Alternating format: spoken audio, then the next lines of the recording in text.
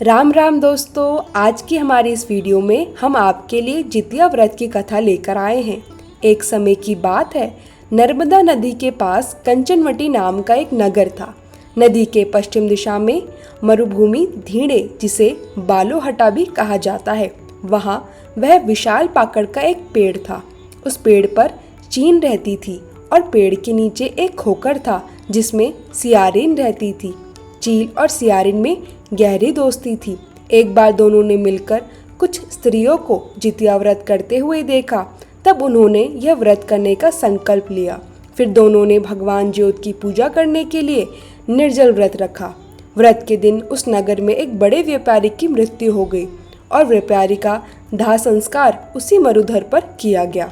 दिन बीतने के बाद जब रात हुई, वहाँ मौसम खराब हो गया। बिजली कड़कने लगी और बादल गरजने लगे। वहाँ पर बड़ा तूफान आ गया। अब सियारिन को भूख लगने लगी। मुर्दा देखकर वह खुद को रोक नहीं पाई और उसने व्यापारी के शरीर को खा लिया और उसका व्रत टूट गया। पर चीन ने संयम रखा और नियमवर श्रद्धा से अगले दिन व्रत का पारण किया। फिर अगले जन्म में दोनों सहेलियों ने ब्राह्मण के परिवार में 2 पुत्रियों के रूप में जन्म लिया। बड़ी बहन बनी और उसका नाम शीलावती रखा गया। शीलावती की शादी बुद्धि सिंह के साथ हुई।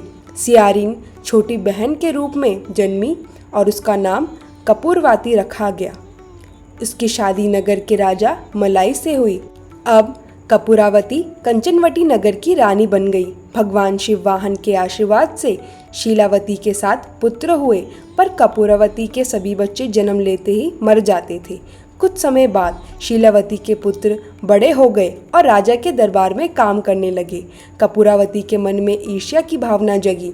उसने राजा से कहकर शीलावती के सभी पुत्रों के सिर कटवा दिए और उन्हें 7 नए बर्तन में रखवाकर लाल कपड़े से ढककर शीलावती के पास भिजवा दिया।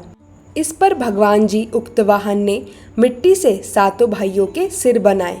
सभी के सिर को उनके धड़ से जोड़कर अमृत छिड़क दिया, जिससे सभी में जान आ गई और शीलावती के पुत्र जिंदा होकर घर लौट आए। जो कटे हुए सिर रानी ने भेजे थे वह फल बन गए। दूसरी ओर रानी कपूरवती शीलावती के घर से पुत्रों की मृत्यु का समाचार सुनने के लिए व्याकुल थी। जब बहुत देर तक कोई समाचार नहीं आया तो कपूरावती स्वयं बड़ी बहन के घर चले गई।